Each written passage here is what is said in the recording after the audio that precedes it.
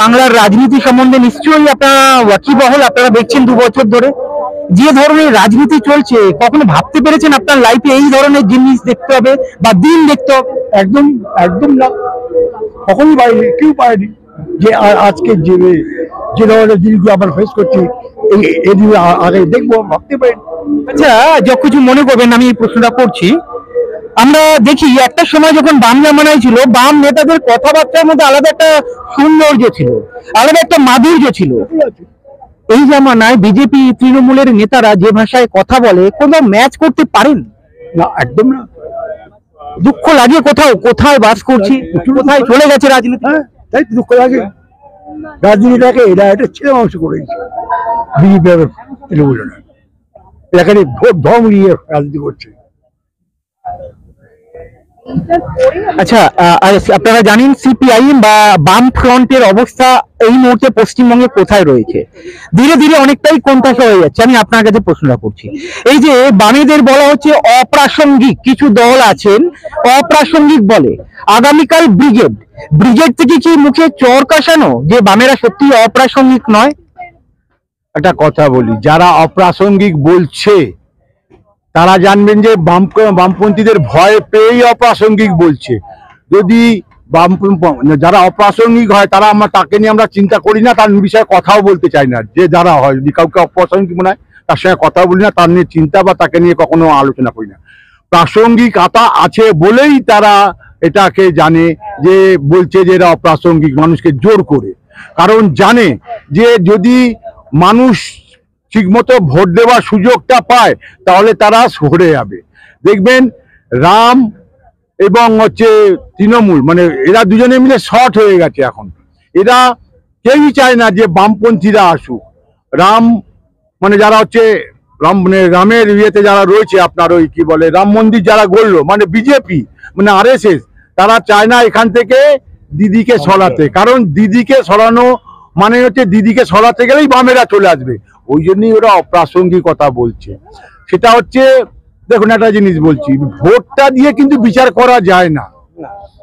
Vote কি সঠিক হচ্ছে? ভোট তো মেশিনে হয়।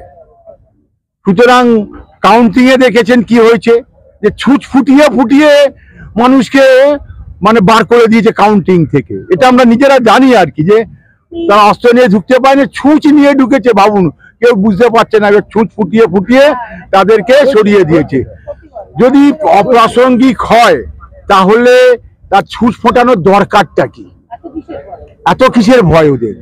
ভয়টা ওদের এইখানেই, যে যদি সঠিক ভোট হয়, সঠিক কাউন্টিং হয়, তাহলে ওরা থাকবে না। কারণ ওরা মানে 11 সালের পর থেকে, দেখুন একটা জিনিস বলছি, 34 বছর তো বামপন্থীরা এখানে সরকার চালিয়েছে। 34 বছরে অনেক শুনেছি, ওরা এই চুরি করেছে, সেই চুরি করেছে, নানা রকম শুনেছি। তো 11 সালে যখন পরিবর্তন এলো, তাদের তদন্ত করে তাদের আগে জেলে ভরা উচিত ছিল। কিন্তু না, কি হলো কি, আস্তে আস্তে ওরাই জেলে ভর্তি হতে সব শুরু করে দিল। ওদের আমলেই ওরাই জেলে যাচ্ছে। তার মানেটা কি বোঝাচ্ছে? এই যে বলুন না, আপনার শিক্ষামন্ত্রী, মানে তার প্রেমিকার বিছানার তলায় টাকা ভর্তি, সে টাকাগুলো কার? আজ তো প্রমাণ হয়েছে যে ওই কারচুপিতে ছিল। এবার এই একটা দল যখন, না দেখুন, আগে বামপন্থীদের যখন সরকার ছিল তখন না একটা কাউন্সিলর না একটা ছোট্ট নেতাও যদি বামপন্থীদের মানে সিপিএম এর কিছু করতো তাহলে বলতো মুখ্যমন্ত্রীকে সরে যেতে হবে। এখন মুখ্যমন্ত্রীর পাশের লোকটাও কিছু করলে বলে যে ও তো ও করেছে, আলাদা চিনি না, তখন চিনি না হয়ে যায়। এটা কি? দায়িত্ব তাকে নিতে হবে, তার দলের লোক। সুতরাং দিদিকে বলতে হবে যে দিদি তোমারও দায় আছে এতে। এই যে 26,000 মানে শিক্ষকের চাকরি চলে গেল, এই 26,000-এর চাকরি যাবার কথা নয়। যদি প্রথমেই ও ডিসেক্ট করে দেয় যে এইগুলো মানে অশিক্ষিত, অযোগ্য, এগুলো যোগ্য। কারণ কি, যদি যোগ্য প্রমাণ করে দিত তাহলে কি হতো? প্রমাণ হতো যে তুমি এই কারচুপিতে ছিলে, তাহলে সে অ্যারেস্ট হতো।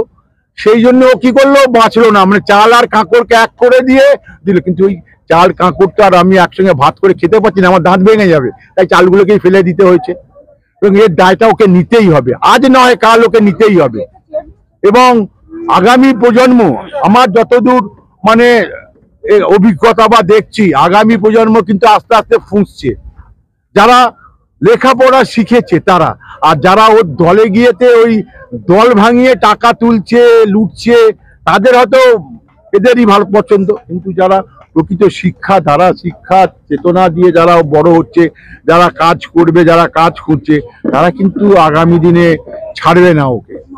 সুতরাং ওকে শাস্তি পেতেই হবে, ওকে শাস্তি পেতেই হবে। আর সবচেয়ে বড় কথা দেখুন, বামপন্থ আমলে আপনারা এই দেখবেন বর্তমানে একটা দেখছি, একজন ব্যক্তিগত মানুষকে নিয়েও নানা রকম ভাবে কুৎসা রটাচ্ছে।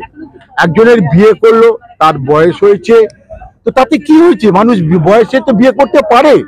মমতা শঙ্করের যিনি জ্যাঠামশাই রবি শঙ্কর, তিনি কত বছর বয়সে তো বিয়ে করলেন, তৃতীয় বিয়ে করেছেন। আমরা কি কোনো আলোচনা করেছি? কখনো বামফ্রন্ট আমলে দেখেছেন ব্যক্তিগত ওই লোকটা এত বছর বয়সে বিয়ে করলো, মুখ করলো? কিন্তু দেখুন, একজন বিয়ে করছে, তাকে নিয়েও কিন্তু এরা কুৎসা রটাচ্ছে। যেটা দেখবেন বিকাশ ভট্টাচার্য বলেছে, যারা এই কুৎসা রটাচ্ছে তারা নোংরা। জি, তার ব্যক্তি স্বাধীনতা, সে বিয়ে করতেই পারে। সুতরাং বামপন্থীদের সঙ্গে শিক্ষায়, চিন্তা ভাবনায় এরা অনেক অনেক অনেক পিছিয়ে আছে, অনেক পিছিয়ে। আমরা দেখলাম 26,000-এর চাকরি গিয়েছে, কিন্তু মমতা ব্যানার্জি বলছে সুপ্রিম কোর্টে যেহেতু 31শে ডিসেম্বর পর্যন্ত বহাল রেখেছে, কিছু শিক্ষকরা চাকরি করতে পারবেন, বলছে আপাতত স্বস্তি পাওয়া গেল। সত্যি কি স্বস্তি পেলো? সত্যি কি স্বস্তি পেলো? আপনি ভেবে বলুন না, এটা কি স্বস্তির কোনো বিষয় আছে? একটা মানুষ বলছে যে ডিসেম্বর মাসের 31 তারিখ অব্দি সে চাকরি করবে, তারপরে তাকে পরীক্ষা দিয়ে তিনি কোয়ালিফাই হলে ঠিক আছে, না হলে সবারই চাকরি চলে যাবে। এবারে যে মানুষগুলো সত্যিকারের পরীক্ষা দিয়ে মেরিট লিস্টে মানে কোয়ালিফাই করে চাকরিগুলো পেয়েছে, এই বেনজল ঢুকিয়ে তো সেই মানুষগুলোর সাথে এদেরকে মিলিয়ে, তার মানে কি এদেরকে আবার বাধ্য করা হচ্ছে চাকরি করার জন্য? আজ থেকে 10 বছর আগে তাদের যে মানসিকতা ছিল, তা আমাদের পড়তে হবে, পরীক্ষা দিতে হবে, বয়সটা অল্প ছিল। এখন তারা ধরুন, তারা চাকরি পেয়েছিলেন, যখন চাকরি পেয়েছেন, সংসারের দায়িত্ব আছে, তাদের মধ্যে আরো 5টা দায়িত্ব আছে। তার মধ্যে এই ক্রাইসিসে যদি আমি কোনোভাবে পাস না করতে পারি, তাহলে আমার চাকরি চলে যাবে। এই মেন্টাল বার্ডেন নিয়ে যারা মেধা ভিত্তিতে যারা এর আগে চাকরি পেয়েছিলেন, তারাও তো মানে ঘাবড়ে যেতে পারেন, ভয় পেতে পারেন, তাদের তো রেজাল্টটা খারাপ হতে পারে। তা তার দায় কি সরকার নেবেন? সেটা তো তার দায় তো সরকার নেবেন না। সরকারের তো উচিত ছিল যে যারা মেধা তালিকায় যাদের নাম আছে সেই নামটা প্রকাশ করা, তাহলে তো মানে একদম পরিষ্কার হয়ে যেত যে কারা মেধা তালিকায় নেই, কারা মানে টাকা দিয়ে ভর্তি হয়েছে, কাকে দিয়েছে না দিয়েছে সেটা পরের কথা, সেটাটা কোথায় গেছে না গেছে আমরা সবাই জানি। কিন্তু যে মানুষগুলো ন্যায্য অধিকার এই টাকা, এই চাকরিটার, সেই মানুষগুলো তাহলে কি হচ্ছে? তার মানে তাদেরকে অযথা হ্যারাস করা হচ্ছে না। এটা কি স্বস্তির কোনো মানে হচ্ছে কি? বা এটা কিসের স্বস্তি এখানে আসছে? এটা স্বস্তি না, উল্টে বরঞ্চ মানুষকে বোকা বানানো হচ্ছে।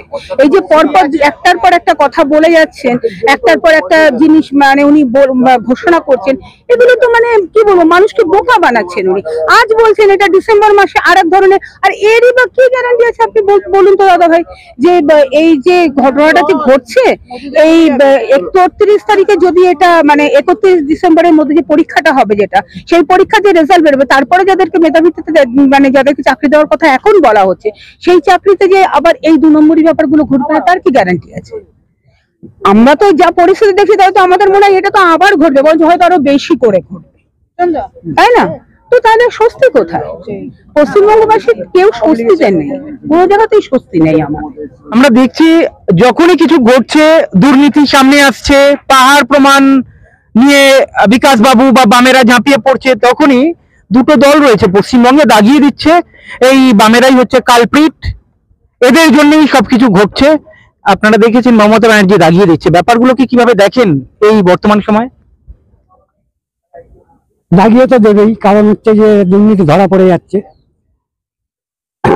এখন এই দুর্নীতির বিরুদ্ধে লড়াইটাও খুব কঠিন, কারণ এটা তো শুধু রাজ্য সরকার একার ব্যাপার নয়, আমরা বুঝতেই পারছি। মানে এখানে যত দুর্নীতির অভিযোগ এসছে, টিভিতে চোখের সামনে যেগুলো অন্তত লোকে দেখতে পেয়েছে, কেন্দ্রীয় এজেন্সিও সেগুলো নিয়ে বছরের পর বছর তদন্তই করে চলেছে। এই কেসটাতেও আমরা তাই দেখলাম, সুপ্রিম কোর্ট সে যা প্রমাণ পেয়েছে তাতে দুর্নীতি হয়েছে, গোটা সিস্টেমটার মধ্যে দুর্নীতি হয়েছে, এই জন্য সবাইকে বাতিল করে দিল। এবং এটা জেনেই বাতিল করলো। এর মধ্যে কিছু হয়তো মেরিটেই চাকরি পেয়েছিলেন, কিন্তু দুর্নীতি যারা করলো, যাদের জন্য এই অবস্থা, সেই সরকার, এসএসসি, পর্ষদ, এদের যারা টপে বসে আছেন, সে চেয়ারম্যান হোক, বড় বড় অফিসার হোক, নেতা হোক, মন্ত্রী হোক, তারা কিন্তু এখনো সাজা পেল না। এই লড়াইটা চলবে, এই লড়াইটা খুব কঠিন, কারণ শুধু একটা রাজ্য সরকারের বিরুদ্ধেই এই লড়াইটা শুধু নয়, এটা গোটা সিস্টেমটার বিরুদ্ধেই লড়াই। এ তো উত্তরপ্রদেশেও আমরা দেখলাম একই ঘটনা ঘটেছে। এই লড়াই দেশব্যাপী। এই লড়াইটা শুধুমাত্র পশ্চিমবঙ্গ সরকারের বিরুদ্ধে হলে এতদিনে গদি উল্টে যেত, কিন্তু এই লড়াইটার সাথে সাথে কেন্দ্রের সরকারের বিরুদ্ধেও লড়াইটা চালাতে হচ্ছে একসাথে, যার জন্য লড়াইটা কঠিন। এবং যেখানে যেখানে যা যা দুর্নীতি আসবে, বামপন্থীদের যতটুকু ক্ষমতা আছে তারা বারবার তার বিরুদ্ধে লড়বে, সে কোর্টে, রাস্তায়, সব জায়গায়। হিন্দু মুসলমানের মধ্যে যে ধরনের বিভাজন ঘটানো হচ্ছে, বিশেষ করে বিজেপি পশ্চিমবঙ্গে আসার পর থেকে আমরা বিভিন্ন দিকে এই দাঙ্গা হাঙ্গামার খবর পাচ্ছি। আপনারা শুনেছেন শামশেরগঞ্জে, মুর্শিদাবাদে বা এদিকে ভাঙড়েও অশান্তির সৃষ্টি হচ্ছে। এই যে অশান্তির সৃষ্টি, হিন্দু মুসলমানের মধ্যে বিভাজন ঘটানোর চেষ্টা, এখানে বামেদের কত বড় ক্ষতি হচ্ছে। আমি এই কারণেই বলছি বামেদের ক্ষতি হচ্ছে। বামেদের কিছু যায় আসে না, বামেদের ভোট দিল কি দিল না, কিন্তু বামেদের সাংগঠনিক দিক থেকে কতটা ক্ষতি হচ্ছে। এটা আমাদের কাছে খুব গুরুত্বপূর্ণ বিষয় নয়, আমাদের সাংগঠনিক কতটা ক্ষতি হলো বা হলো না। বামেদের কাছে গুরুত্বপূর্ণ ইস্যু হলো মানুষের কতটা ক্ষতি হচ্ছে বা হচ্ছে না। এটা আপনি বুঝবেন, যে ঘটনা আপনি পশ্চিমবঙ্গে দেখছেন, কোথাও ধর্মের নামে, কোথাও জাতির নামে, গোটা পৃথিবীময়ই এটা এখন চলছে। একটা বিরাট সংকটের থেকে মানুষকে মুখ সরিয়ে দেওয়ার জন্য। আর যেখানে যেখানে সংকট যত বেশি, সেখানে সেখানে এই ধরনের ঘটনা তত বেশি ঘটানো হচ্ছে। এটা ঠিকই আগের তুলনায় বামেদের শক্তি পশ্চিমবঙ্গে একটু কমেছে, কিন্তু আমাদের ভালো লাগছে সে শক্তি ধীরে ধীরে বৃদ্ধি পাচ্ছে। বামেদের শক্তি যত বৃদ্ধি পাবে, এ ধরনের ঘটনা মোকাবিলাও তত শক্তিশালী ভাবেই হবে। এটাই ব্যাপার। বামেদের সংগঠন দুর্বল হলো কি হলো না, এর থেকেও আমাদের বেশি চিন্তা মানুষের কত ক্ষতি হয়ে যাচ্ছে সেটাই।